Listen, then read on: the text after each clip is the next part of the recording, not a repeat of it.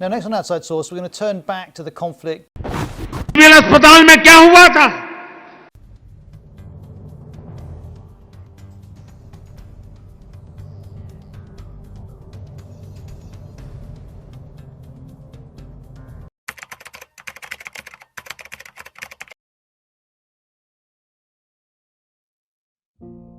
भारत में मीडिया का मालिक कौन है? अधिकांश प्रमुख मीडिया कंपनियां बड़े कॉन्ग्लोमरेट्स के स्वामित्व में है। यह एक बहुत बड़ा नुकसान है और भारतीय आबादी के बड़े पैमाने पर मीडिया को फॉलो करने वाले जनता को गुमराह करता है। आमतौर पर भारतीय मीडिया गंदा और भ्रष्ट है। स्थिति इस मंच तक खराब हो गई है कि यदि द्रव्यमान समाचार का अनुसरण नहीं करता है, वह बिना सूचना के होते हैं, लेकिन यदि वह समाचार का पालन करते हैं तो वह गलत सूचना देते हैं। पैसा यहाँ प्राथमिक मकसद है। समाचार एजेंसियां लालची, लूटने वालों और राजनीतिज्ञों के हाथों में कठपुतली है, जो अपने गंदे व्यवसाय को छिपाते हैं और चुनाव जीतते हैं, जिससे वे सत्ता में आते हैं। सत्ता में आने के लिए आवश्यक मकसद पैसा है, इसलिए सिस्टम को नुकसान हो रहा है पैसे के मकसद के इर्द गिर्द। यह एक गहरी जड़ है जिसे केवल कम किया जा सकता है और पूरी तरह समाप्त नहीं किया जा सकता है। मुख्य धारा की मीडिया नाजुक है। पैसों के लालच में बहकर किसी भी न्यूज़ चैनल की बढ़ी हुई टीआरपी के लिए सिर्फ हास्यास्पद खबरें डालते हैं और विडंबना यह है कि उन्हें भारी जन समर्थ भी मिलता है। विश्व प्रेस स्वतंत्रता सूचकांक में 180 देशों में से भारत 142nd पोजीशन पे आता है। ये भारत प्रेस की दुर्दशा, उसकी पारदर्शिता, मीडिया की स्वतंत्रता, मीडिया का माहौल, उनकी आत्म सेंसरशिप और पत्रकारों की सुरक्षा के बारे में बहुत अच्छी तरह से बताता है। हमारे देश में इसका प्रमुख उदाहरण यह है।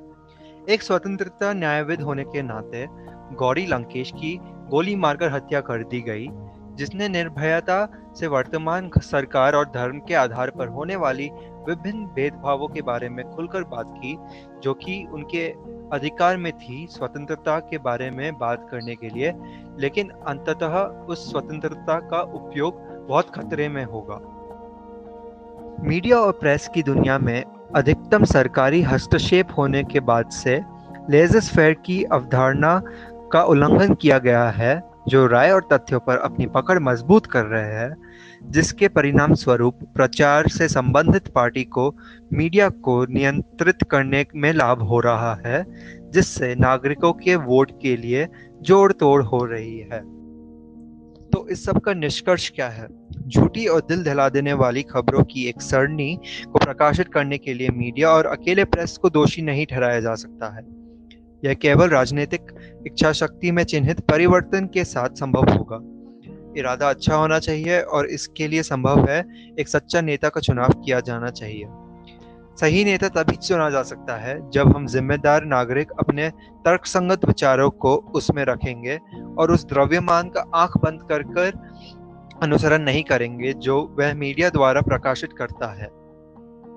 व्यवहारिक रूप से इस बिंदु पर वापस नहीं मुड़ा जा सकता है। दुनिया लालची राजनेताओं, मंत्रियों और नेताओं द्वारा चलाई जाती है। यह प्रणाली बहुत ही गंभीर रूप से दोषपूर्ण है। लोगों की राय मीडिया पर दिखाई जाने वाली चीजों से बदल रही है। विचारधारणाएं प्रभावित होती है। नफरत की संस्कृति बढ़ रही है। व्यूअरशिप के लिए क्लिकबेट का बढ़ावा दिया जा रहा है। महत्वपूर्ण जानकारी और सूचनाएं कचरे में है। तैमूर अली खान का छोटा भाई अब प्रेस का ध्यान आकर्षित करने के लिए पूरी तरह तैयार है। प्रामाणिकता और वैधता रद्द कर दी गई है। इस सब के लिए एकमात्र कारण है पैसा। अभी मैं पंजीकृत प्रकाशनों का विश्लेषण करना चाहता हूँ। भारत के लिए समाचार पत्र के रजिस्टर के साथ पंजीकृत प्रकाशनों की संख्या ने एक बढ़ती प्रगति दिखाई है। 31 मार्च 2020 तक 1,40,000 पंजीकृत प्रकाशन थे। पिछले वर्ष की तुलना में 19.52% की शुद्ध वृद्धि। प्रेस की स्वतंत्रता या मीडिया की स्वतंत्रता सिद्धांत है कि विभिन्न मीडिया के माध्यम से संचार और अभिव्यक्ति, जिसमें मुद्रित और इलेक्ट्रॉनिक मीडिया विशेष रूप से प्रकाशित सामग्री शामिल है, को स्वतंत्र के रूप से प्रयोग करने का अधिकार माना जाना चाहिए। 1948 में संयुक्त राष्ट्र द्वारा अपनाई गई मानव अधिकारों की सार्वभौमिक घोषणा में अभिव्यक्ति और सूचना की स्वतंत्रता की गारंटी को एक बुनियादी मानव अधिकार के रूप में मान्यता दी गई है। यह कहा जा रहा है, जब कोई अभिव्यक्ति की स्वतंत्रता व्यक्ति करता है तो उस मौत की धार्मिकता मिलती है और सूचना की स्वतंत्रता है। जहां किसी को सूचना प्रकाशित करने और उपयोग करने का अधिकार है। जब जानकारी प्रकाशित की जाती है तो यह तो गलत एकत्र करना संभव है या प्रकाशित नहीं किया जा सकता, क्योंकि कॉर्पोरेट मीडिया लालची शक्तिशाली मालिकों से प्रभाव है, जिनके पास मजबूत राजनीतिक अब हम भारतीय मीडिया के बारे में बात करेंगे। मीडिया और समाचार पत्रों का नागरिकों पर बड़ा प्रभाव है। इनमें शासन या सत्ता के दुरुपयोग में दिखाई गई विसंगतियों को उजागर करके देश को एक बेहतर स्थान बनाने की क्षमता है। यह राजनीति बहस के लिए एक नागरिक मंच के रूप के लिए कार्य कर सकता है, जिसके पास योग्य और सम्राट राजनेता है, ताकि इसके लिए विभिन्न दृष्टिकोण देखे जा सके। राष्ट्रीय की बेहतरी के लिए स्वतंत्रता पत्रकार योग्य जानकारी देख सकता है कि प्रकाशित हो सकती है, या एक सूचना है जो लोगों को कुछ योग्य जानकारी प्रदान करेगी। पंजीकरण का एक युग जो हमें देख रहे हैं, इसीलिए यहाँ तक कि पैसे बनाने के लिए अफसरों का भी योद्धा बहुत फायदा उठाया जाता है। हालांकि तैमूर अली खान के आहर की तरह समाचार पत्रों और मीडिया पर प्रकाशित किया जाता है, जो किसी भी तरह से जानकारी पूर्ण नहीं है या किसी के लिए फैसला फायदेमंद है। यही अर्थों में मीडिया की शक्ति एक देश के लिए बहुत बदलाव लाएगी।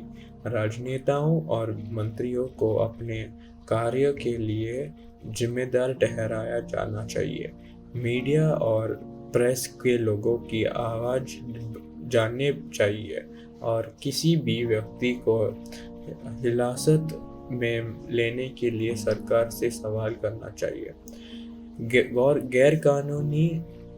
गैरकानूनी तीक्ष्णता जो राष्ट्र को नुकसान पहुंचा सकती है, लेकिन यह सब संभव नहीं होगा जब स्वयं प्रधानमंत्री मीडिया के सामने या स्वतंत्र पत्रकार के सामने भी भारत के लोगों के सवाल का जवाब देने चाहिए।